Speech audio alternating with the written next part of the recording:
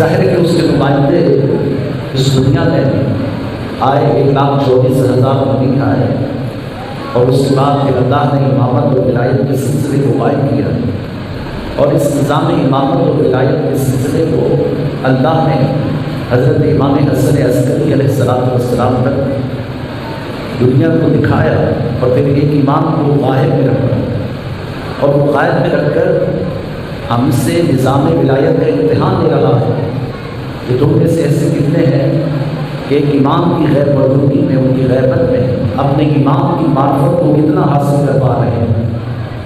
اور ظاہر ہے کہ جب تک امام کی معرفت حاصل نہیں ہوگی، اپنے رب کی معرفت حاصل نہیں ہوگی۔ اس لیے بہت ضروری ہے کہ میں اپنے وقت کے امام کو پہچانوں۔ بمباد بدل عرف امام زمانہ ہی بباد امیدن جاہلیہ، وہ جو شہادت کی موت مرنے کی بات کی گئی وہ اس لیے کی گئی کہ تم نے اپنے امام کی معرفت نہیں حاصل کی، تم نے اپنے وقت کے امام کو نہیں پہچانا۔ وہ ہے کہ جب تم وقت کے امام کو نہیں پہچانتے تو تمہیں یہ ہو ہی نہیں سکتا کہ تم خدا کا قرب حاصل کرو، تم خدا کی معرفت حاصل کرو۔ اگرچہ کہ آج کل کی میری کوشش ہوتی ہے کہ میں حالات حاضر کو گفتگو کروں، اور تھوڑا سا جو مومنین کو اس وقت جو صورتحال ہے اور جہاں سے ہم گزر رہے ہیں، جب تک اسٹرکچر اور جب تک نظام ہم نہیں بنا کہ دیکھیے اس وقت دنیا عالم اسلام میں ایک نظام ولایت ہے جو اس وقت ڈٹ کے کھڑا ہے دنیا کے تمام فرعونوں کو مقابلے میں۔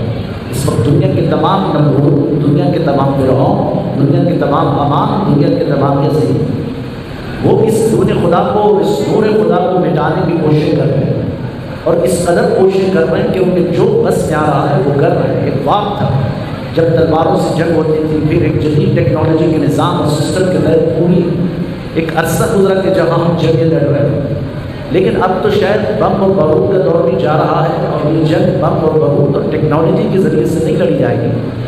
اب یہ جنگ جو لڑی جا رہی ہے اس کو میڈیا وار کہتے ہیں کہ آپ یہ جو کیمرے لگا کر کے بیٹھے ہیں اور یہ کیمروں کے ذریعے سے جو الفاظ جا رہے ہیں یہ لفظوں کی جنگ ہے، نفسیات کی جنگ ہے، اور اس جنگ کے اندر آپ نے دنیا کے تمام نمرودوں کا مقابلہ کرنا ہے، دنیا کے تمام فرعونوں کا مقابلہ کرنا ہے، اور دنیا کے تمام جتنے بھی سرکش اور ظالم اور جتنے چور اور ڈکیٹ ہیں جو آج نظام خدا کو تباہ کرنا چاہتے ہیں۔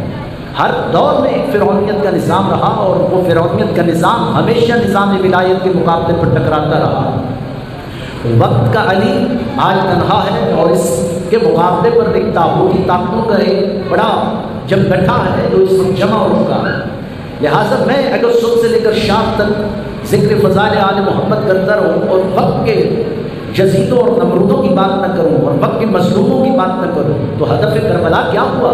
پھر فلسفہ کربلا کیا ہوا؟ پڑھنے والے بھی خیانت کر کے جا رہے ہیں اور سننے والے بھی خیانت کر کے جا رہے ہیں کہ آپ مقصد کربلا میں جو اصل ہدف ہے وہ تو آپ بیان ہی نہیں کر پا رہے ہیں، چاہے وہ 61 ہجری کا ہدف تھا یا آج 1446 ہجری کا ہدف ہے۔ لہٰذا اس 1446 ہجری کا ہدف وقت کا مظلوم ترین طبقہ اس وقت فلسطین، وقت کا ظالم ترین طبقہ اسرائیل، اور دنیا کا تمام جتنا بھی فرعونی نظام اور نمرودی نظام ہے وہ آج فلسطین کے مقابلے پر کھڑا، اور فلسطین کا وہ مظلوم طبقہ جو آج اس بات پر یہ جو ہے بڑے یقین کے ساتھ یہ کہنے کے لیے تیار ہو گیا کہ نہیں، ہمیں اگر کوئی آج فلسطین کے اندر اگر کوئی قوت بچا رہی ہے تو وہ حیدر کرار کے بیٹے ہیں، وہ ولایت کا نظام ہے، وہ ولایت کا سسٹم ہے، وہ علی کا بیٹا ہے جس کا نام علی خامنائی ہے۔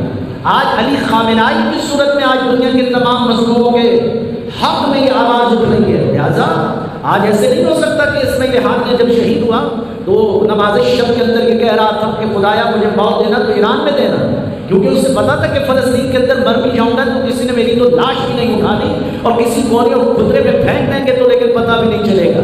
لیکن اتنا بڑا مبارز، اتنا بڑا مجاہد اسماعیل ہانیہ جو شہید تھا، اس شہید نے یہ نماز شب میں دعا کی، خدایا اگر مجھے شہادت دینا تو ایران کی سرزمین پر دینا، کیونکہ اسے یقین ہے کہ ایران کی سرزمین پر جب شہادت ملے گی تو میرا لاشا بھی قاسم حجاجی کی طرح اٹھے گا، اور مجھے بھی علی خامنائی اپنی آبا کے دامن میں دفن کریں گے، اور میری بخشش اور شفاعت کے لیے یہی کافی ہے کہ سید علی خامنائی کی آبا میں دفن کر دیا جائے۔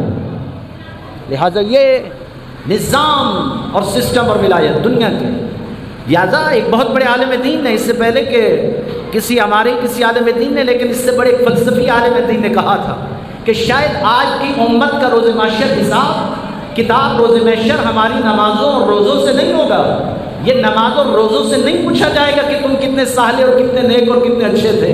لہٰذا آج کے مسلمان سے روز محشر کا حساب فلسطین کی بنیاد پر ہوگا کہ تم فلسطین کے حق میں کتنے کھڑے ہوئے، تم نے فلسطین کے لیے کتنی آواز اٹھائی، تم نے دنیا کے مظلوموں کے لیے کتنے قدم اٹھائے.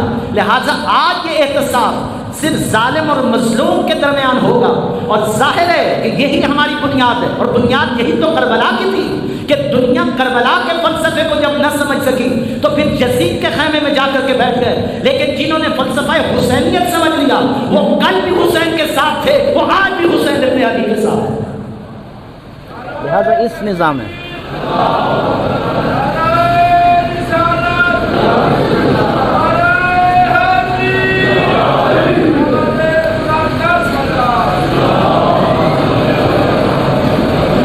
لہذا یہ فلسطین آج فلسطین کی جنگ امام زمان علیہ السلام کی صفوں میں شامل ہونے کا ایک بہترین ذریعہ کہ اگر آپ یہ سمجھتے ہیں کہ اپنے وقت کے امام کی صفوں میں جائیں تو پھر آج دنیا کے تمام فرعونوں سے آپ کو ٹکر لینے کے لیے کھڑا ہو. اس طاقت کے اس نظام میں اور سسٹم میں ہم نے یہ ثابت کرنا ہے کہ ہم شیعہ ہیں، اور شیعہ وہ جو ابراہیم کی طرح ہو، حضرت ابراہیم نبی کی طرح ہو. حضرت ابراہیم نبی کی طرح ایک شیعہ کس طرح ہو سکتا؟ لہٰذا حضرت ابراہیم کی سیرت اور کردار کو دیکھنا پڑے گا. لہٰذا وہ ابراہیم نبی جو خدا کی وحدانیت کو بنوانے کے لیے دنیا کے اس وقت کے سامراجی نظام سے ٹکر لے کر کے کھڑا ہو گیا، اور جتنے بھی بت اور خدا بنا کر کے بیٹھے ہوئے تھے ان کو ابراہیم گرا بھی رہے تھے اور ان کو ملیا میٹ بھی کر رہے تھے، اور یہ پیغام دے رہے تھے کہ اس دنیا دھرتی پر اگر حقیقی خدا کا نمائندہ ہے تو وہ ابراہیم نبی ہے، کہ جو دنیا کو یہ بتا رہا ہے کہ دنیا کے تمام سامراجی نظام اور تمام طاغوتی نظام سے اگر کوئی ٹکر لے سکتا ہے تو وہ اللہ کا واحد نبی ہے جس کا نام ابراہیم ہے. لہذا سیرت ابراہیم کے مطابق ایک شیعہ کو چلنا چاہیے. ایسا نہیں ہو سکتا کہ شیعہ الگ تھلگ ہو، شیعہ کا نقطہ نظر الگ ہو. شیعہ ذمہ داری یہ سمجھے کہ نہیں فقط ہمارا کام آزاداری، نہیں ہے. آزاداری سے ہٹ کر ہم نے ایک ایسے نظام اور ایک سسٹم کا حصہ ہونا ہے جو نظام ولایت سے مربوط ہے. گویا کہ یہی وجہ ہے کہ امیر المومنین علی بن ابی طالب علیہ السلام اپنے بیٹے حسن مجتبیٰ کو کیا کہہ رہے تھے؟ کونوا للظالم خصما وللمظلوم عونا. اے میرے بیٹے حسن مجتبیٰ، اپنے بابا کی اس وصیت کو یاد رکھنا کہ دنیا میں کبھی بھی ظالم کے ساتھ نہ کھڑا ہونا اور مظلوم کا حامی اور مددگار بن کے رہنا. وصیت امیر المومنین یہ ہے. لیکن ہم کہاں ہیں اس وقت؟ ہماری ذمہ داری کیا بنتی تھی؟ ہماری ذمہ داری یہ بنتی تھی کہ ہم اس وقت دنیا کے تمام مظلوموں کے ساتھ کھڑے. لہٰذا آج بھی پاکستان کے اندر اگر کوئی رول ادا کر رہے ہیں تو وہ شیعان حیدر قرار اس وقت ظلم کے مقابلے پر ڈٹ کے کھڑے ہیں. چاہے وہ ہمارا اندرونی نظام و سسٹم ہو، اس اندرونی نظام اور سسٹم کے اندر بھی جب ہم دیکھتے ہیں کہ ایک شفاف اور قاتل نظام، ایک وحشی نظام، ایک ایسا سسٹم ہمارے اس ملک کے اوپر مسلط کر دیا گیا جو فقط یہ چاہتا ہے کہ پاکستان کے اندر اسرائیل تسلیم ہو جائے. اسرائیل کو تسلیم کر دیں، آپ کی مہنگائی ختم ہو سکتی ہے، آپ کے تمام پرابلم ختم ہو سکتے ہیں. اس وقت پاکستان کے اندر جو کچھ بھی ہو رہا ہے یہ سب مصنوعی ہے، گھڑا ہوا نظام ہے، یہ پیدا شدہ نظام ہے. آپ کو معاشی استحصال میں رکھنا، آپ کو یعنی مہنگائی کے جنگل میں پھنسا کے رکھنا. یہ کیوں اس لیے ہو رہا ہے؟ اس لیے کہ آپ اسرائیل کو تسلیم کر لیں. اسرائیل تسلیم ہو گیا تو بس سارا مسئلہ ہی ختم ہو جائے گا. اسرائیل تسلیم ہو گیا تو بھائی بات ہی ختم ہو جائے گی. لہٰذا یہ کیا بات ہوئی کہ اس وقت دنیا کے جتنے بھی خاص کر کے ڈکٹیٹر اس وقت بیٹھے ہیں، وہ لوگ جو اس وقت بیٹھے ہوئے ہیں وہاں پر، جو اس وقت ہماری قسمتوں کے فیصلے کر رہے ہیں، وہ پاکستان کو حق بنا کر کے بیٹھے ہیں. اس لیے کہ پاکستان ایک ایسے نقشے پر ہے کہ اگر پاکستان استعماری اور استکباری قوتوں کے ہاتھ میں آ گیا تو سب سے پہلا جو حملہ ہوگا وہ اسلام کی عزت اور حرمت پر ہوگا. آپ کے عرب و مسلمان جو ہیں وہ بھیٹ چڑھیں گے، آپ کی عزت اور ناموس داؤ پر لگے گی. اور ایک ایسا طاقت کا نظام جس میں صرف ولایت علی ابن ابی طالب کا نظام. آج یہ اربعین سے کیوں خطرہ ہو گیا بھائی؟ کبھی سوچا آپ نے یہ آپ پیدل چل رہے ہیں اور پوری دنیا لرز رہی ہے. آپ کے ہاتھ میں پرچم حسین ہے، آپ پیدل چل رہے ہیں اور دنیا لرز رہی ہے. آخر ہے کیا؟ آپ چل تو پیدل ہی رہے نا، حسین حسین کر رہے ہیں، لیکن دنیا پریشان ہے. دنیا اس وقت حیران ہے کہ بھائی یہ کون لوگ ہیں جو اپنے گھروں سے نکلتے اور آزاداری سید شہداء میں پیدل جا رہے ہیں. ایک مشی کربلا سے نجف ہوتی تھی، اس سے پریشان تھے. پھر ایک وقت آیا کہ یہ مشی پوری دنیا میں شروع ہو گئی، اور اس وقت پوری دنیا میں لوگ پیدل چلتے ہیں جلوس امام حسین میں شرکت کرنے کے لیے. کون پریشان ہے؟ کس کو خطرہ لاحق ہو گیا؟ خطرہ سب سے زیادہ اسرائیل کو، کیونکہ جب سے رہبر نے کہا کہ یہ 40 واک اور یہ مشی، یہ سلسلہ رکنے والا نہیں ہے، جس کا آغاز شروع تو ہو گیا ہے، جس کا اختتام ظہور امام زمان علیہ السلام پر منتهی ہوگا اور ختم ہوگا. چونکہ یہ سرکار حجت کے ظہور کے رستوں کو ہموار کیا جا رہا ہے، ہم اس ہموار رستے کی طرف جا رہے ہیں. لہٰذا یہ ایک بہترین نظام ہے 40 واک. اس کے ذریعے سے دنیا حیران اور پریشان ہے. وہ دندان اس وقت گھبرا بھی. درود بھیجیے آل بیت محمد. بارے دیگر صلوات پڑھیں. اجازت ہے؟ تو لہٰذا میں بس آغا صاحب کے آنے تک گفتگو کرنا چاہ رہا تھا، لیکن یہ حالات حاضرہ اس وقت بہت اہم ہے. اس وقت تشیع، خاص کر کے تشیع کی کیا ذمہ داری ہے؟ شیعان حیدر کرار کی کیا ذمہ داری ہے؟ شیعان حیدر کرار کو اپنا رول ادا کرنا ہوگا. آپ کو میدان میں اترنا ہوگا، آپ کو اس ظلم کا مقابلہ کرنا ہوگا، آپ نے اس معاشی استحصال کا مقابلہ کرنا ہے. آپ نے دنیا کو بتانا ہے کہ ہم ہی ہیں جو اس وقت اس نظام ولایت علی ابن ابی طالب کے وارث ہیں، اور حقیقی وارث ہم ہیں. اور ہم ہی دنیا کو بتا رہے ہیں کہ ہم ہیں وہ کہ جنہوں نے داعش کو شکست دی. ہم ہیں وہ کہ دنیا کے تمام دہشت گردوں کو ہم نے شکست دی. اور آج ہم ہی ہیں جو ڈٹ کر کھڑے ہوئے ہیں اور تمام مقامات مقدسہ کا دفاع کر رہے ہیں. لہٰذا کون سی طاقتیں ہیں، کون سا نظام ہے، کون سا ایسا سسٹم ہے جو آج ان دہشتوں کو سبق سکھا رہا ہے؟ ورنہ آپ دیکھ رہے ہیں کہ اس وقت جو ایک گھنونا کھیل جو اس وقت تیار کیا جا رہا ہے، وہ ہمارا اندرونی معاملات اس وقت ہمیں تشیع کو لڑانے کی کوشش کی جا رہی ہے. یہ بھی اسرائیل ایجنڈا ہے. اسرائیل کا ایک ایجنڈا خود تشیع کے اندر دست و گریباں کروانا. ایک ایسا ماحول ابھی ایک ہفتے سے تو اس میں بڑی شدت آ گئی. پچھلے کراچی میں یہ کام شروع ہوا، آپ سب کو پتہ ہے، شاید سوشل میڈیا پر شاید آپ ہیں یا نہیں ہیں. لہٰذا ایسے ملا پیدا کیے جا رہے ہیں پاکستان کے اندر جن کو ہمارا ہی لباس پہنایا جا رہا ہے. یعنی آج سے 5 سال پہلے تو یہ بات سامنے آ گئی تھی کہ اسرائیل کے اندر ایک انڈسٹری ہے، اور اس انڈسٹری کے اندر چند لوگوں کو تیار کیا جا رہا ہے جن کو ہمارا ہی امامہ پہنایا جائے، ہمارا لباس پہنایا جائے، ان کی تربیت کی جائے، اور ان کی تربیت کر کے ان کو شیعوں کے اندر داخل کر دیا جائے. لہٰذا بڑا خطرہ شیعوں سے ہے. لہٰذا شیعہ اس وقت بڑے خطرناک ہیں، اسرائیل کے لیے بھی، امریکہ کے لیے بھی، اور دنیا کے تمام طاغوتی نظام سے ٹکر لینے کے لیے. ظاہر مد مقابل اس وقت اگر کوئی قوت کھڑی ہے تو وہ شیعہ حیدر کرار. وہ ایک بڑا، ایک طاقتور حیدر کا بیٹا جس کا نام سید علی خامنائی ہے، جو کسی سے بکتا نہیں، کسی کے سامنے جھکتا نہیں، ڈٹ کر اعلان کرتا ہے، کھڑا ہو جاتا ہے، ڈٹ جاتا ہے، اور دنیا کے تمام ظالم نظاموں کے خلاف بغاوت کا اعلان کر رہا ہے. لہٰذا اس کو توڑنے کا ایک ہی منصب ہے کہ شیعوں کو تقسیم کرو. پہلا حملہ آپ پر کیا ہو؟ مثلاً ابھی پچھلے دنوں ایک مولانا نے جس نے ہمارا ہی لباس پہنا، ہمارے ہی سر پہ امامہ رکھا، اور وہ اس نے ہمارے ہی لبادے میں منبر حسین پر سب سے پہلا جملہ کیا کہا؟ اس نے کہا کہ امام حسین علیہ السلام امر بالمعروف کو لیے تھوڑی گئے تھے کربلا. یہ تو آپ نے ڈھونگ رچایا، اور یہ سارا ایسا ہی کھیل ہے جو تماشا ہے، یہ شیعوں نے شروع کر دیا. امام حسین امر بالمعروف و نہی عن المنکر کے لیے تھوڑی گئے تھے.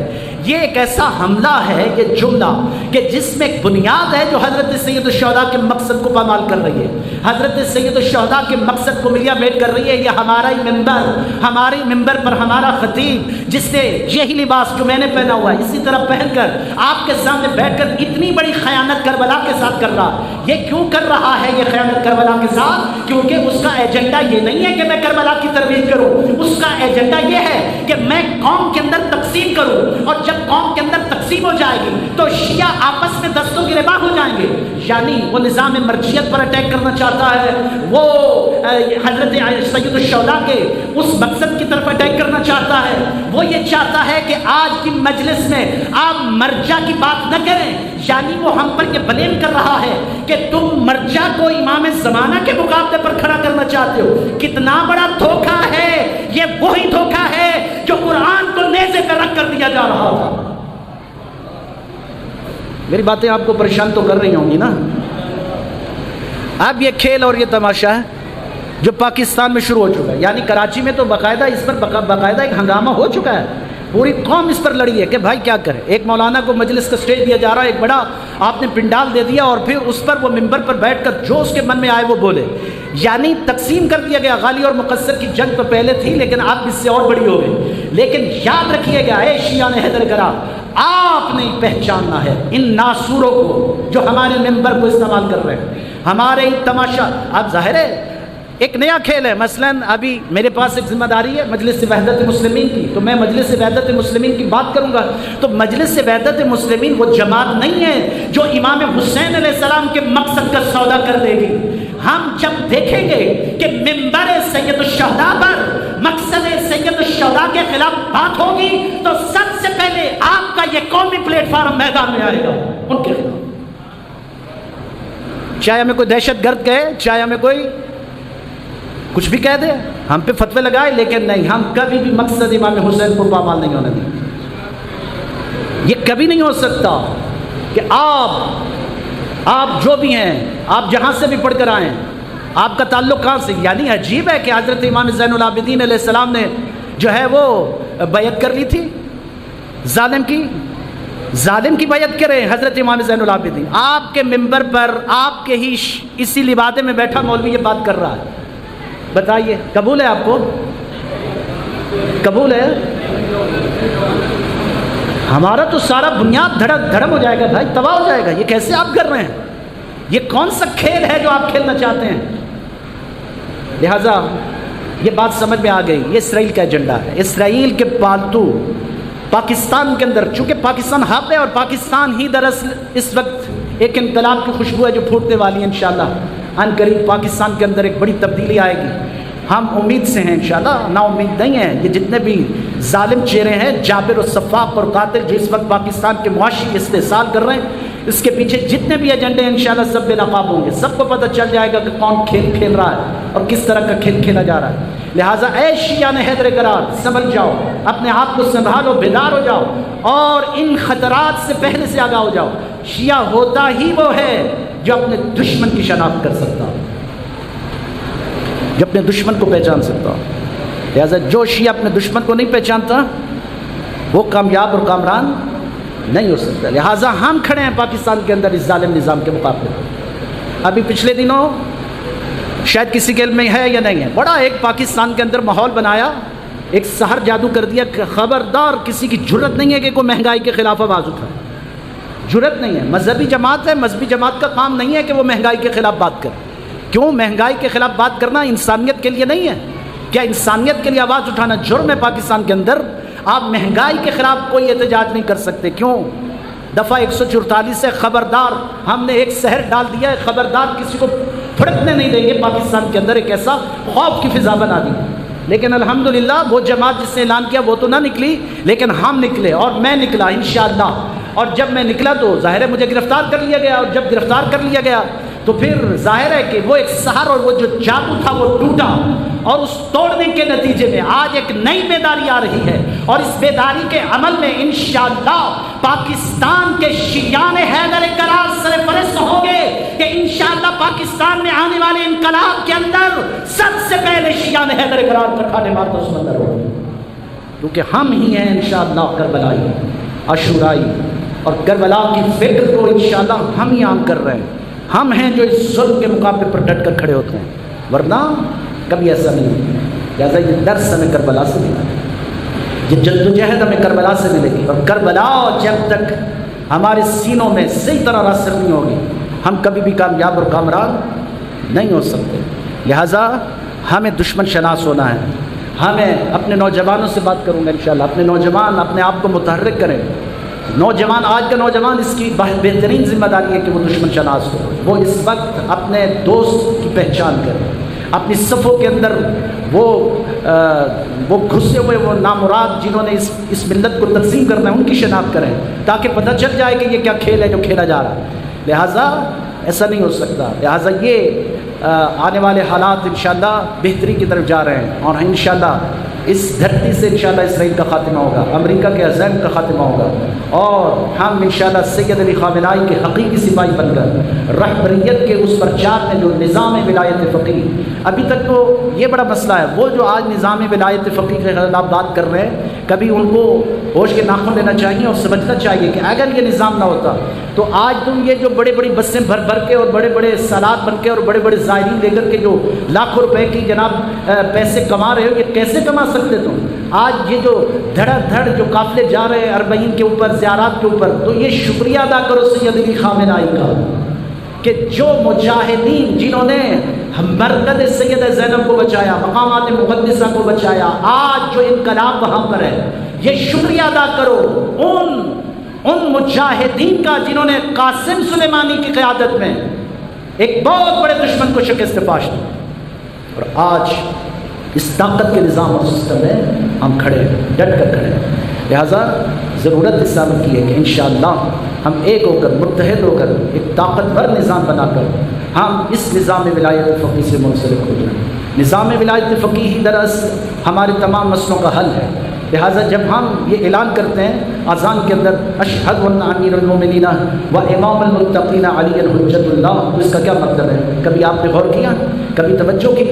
آپ یہ سمجھ رہے ہیں کہ نہیں حقیقتاً میں یہ گواہی تو دے رہا ہوں کہ علی اللہ کے ولی ہیں، رسول اللہ کے وصی ہیں، خلیفۃ و بلا فصل ہیں، تو ساتھ آپ یہ بھی پیغام دے رہے ہیں کہ میں دنیا کے تمام باطل نظاموں سے بغاوت کا اعلان کر رہا ہوں، اس لیے کہ میرا علی، میرا ولی، میرا مولا کل بھی برحق تھا اور میرا مولا آج بھی برحق ہے۔ لہٰذا اس نظام ولایت کے مقابلے میں جتنے بھی نظام ہیں وہ میں ان سب سے بغاوت کا اعلان کرتا ہوں، ہے یا نہیں؟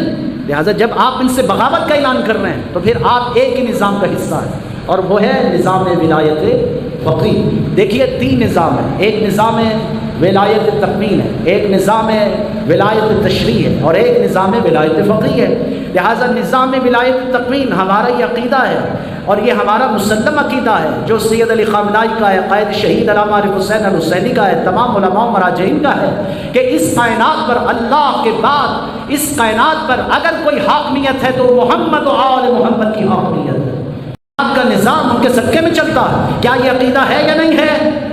آپ سب کا عقیدہ ہے یا نہیں ہے؟ یہ نظام ولایت تقنین۔ دوسرا نظام نظام ولایت تشریع، ایک ایسا نظام جو ہمیں اللہ سے مربوط کرتا ہے، اللہ سے منسلک کرتا ہے، ہمیں ایک ایسا نظام، ایک ایسا سسٹم کہ جس میں ہم اللہ سے توسل کرتے ہیں، اللہ کی بارگاہ میں حاضر ہوتے ہیں، اس سے راز و نیاز کرتے ہیں، مناجات کرتے ہیں، دعائے قبیل کی صورت میں کرتے ہیں، دعائے نطبہ کی صورت میں کرتے ہیں، دعائے جوشن کبیر کی صورت میں کرتے ہیں، دعائے جوشن صغیر کی صورت میں کرتے ہیں۔ یہ نظام ولایت تشریع ہے۔ تیسرا نظام ولایت فقیہ، یہ اس طرح ہے جس طرح میں ایک مثال دیتا ہوں۔ مثلا اگر آپ کے پاس وضو کرنے کے لیے پانی نہ ہو تو کیا کریں گے؟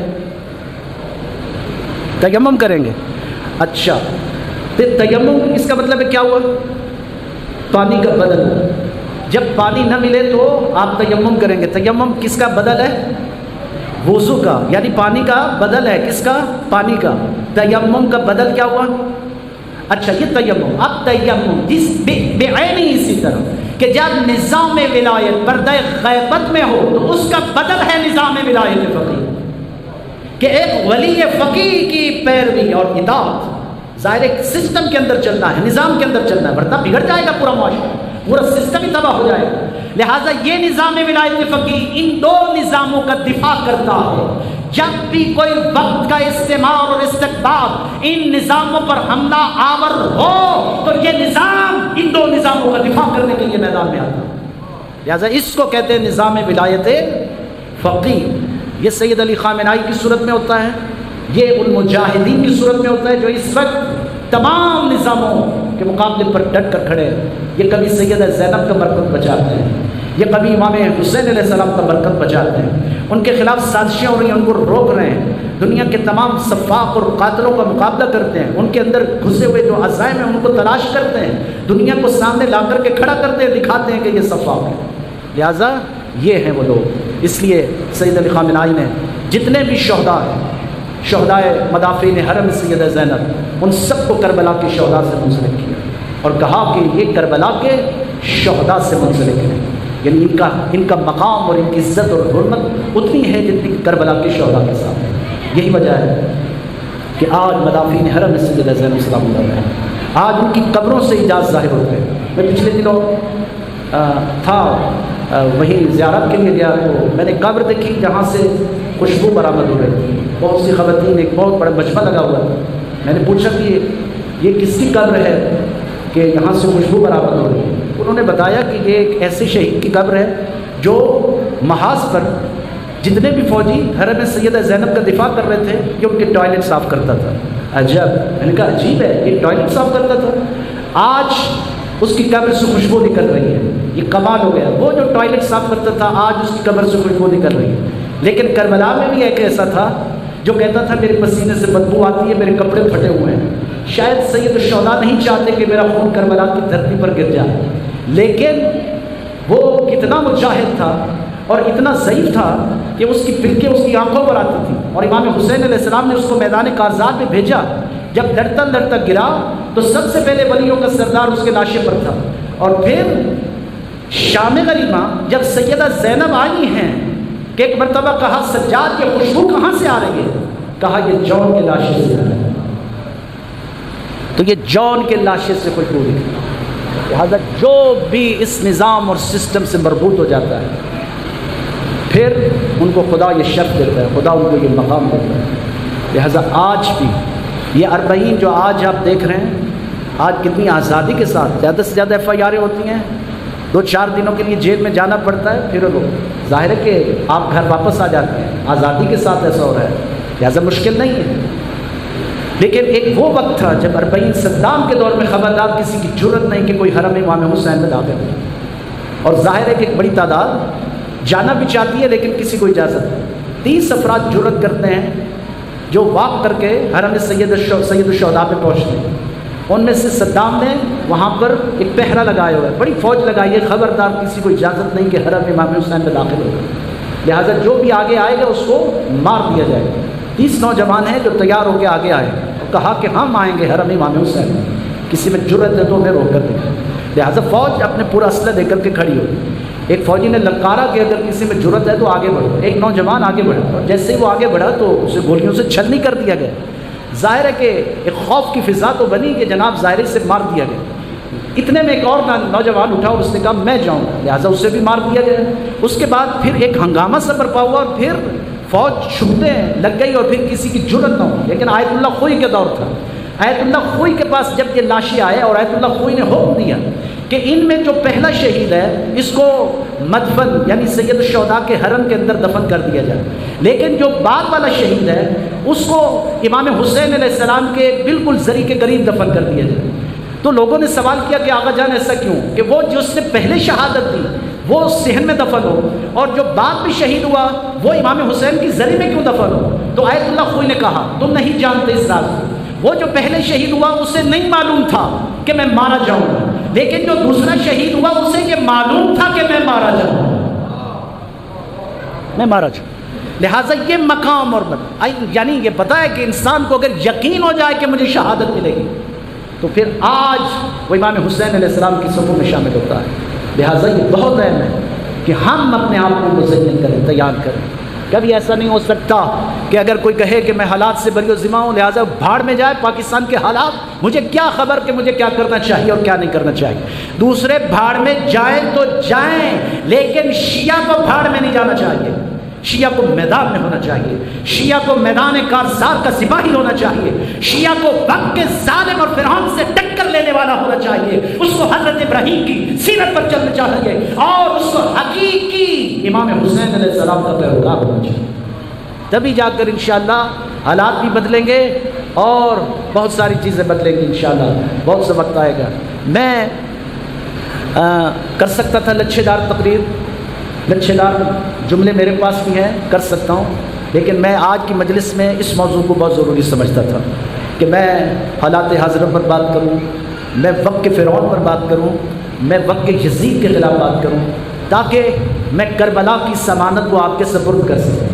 کل یہ نہ ہو کہ ہمیں تو پتہ ہی نہیں. یہ سارا دن مجلسیں ہوئی، اعضاء ہوئے، فضائل و مصائب ہوتے رہیں گے، سب پڑھتے رہیں گے اور ہوتے رہیں گے.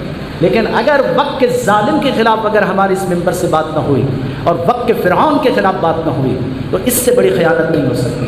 لہذا ہونا چاہیے تمام خطباء ذاکرین جتنے بھی ہیں سب کو چاہیے کہ اس وقت جتنا بھی ایک صفاقی کا نظام چل رہا ہے، سسٹم چل رہا ہے، اس پر بھی بات کرو.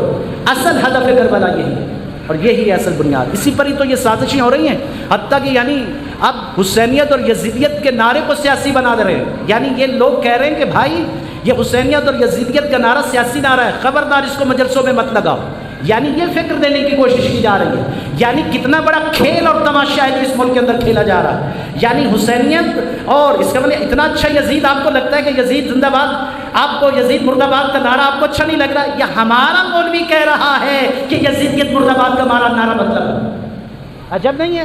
کتنا خوف زدہ کھیل ہے جو کھیلا جا رہا ہے. لہٰذا آپ نے اس پورے سسٹم کو ناکام بنانا ہے اور یہ ثابت کرنا ہے کہ انشاءاللہ ہماری مجلسوں میں حسینیت زندہ باد کا نعرہ بھی لگے گا اور یزیدیت مرد آباد کا بھی نعرہ لگے گا. بس اسی نعروں کے اختتام پر مسائل میں قبلہ صاحب کے حوالے کروں گا، انشاءاللہ خوبصورت انداز میں بیان کریں گے اور وہ مسائل پڑھیں گے.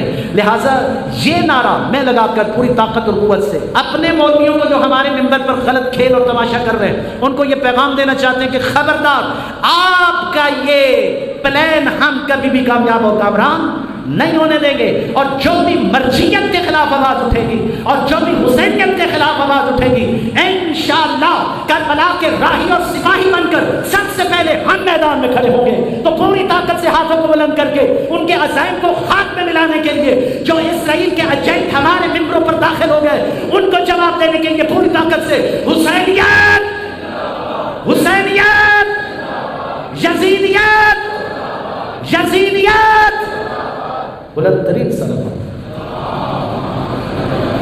بہت شکریہ.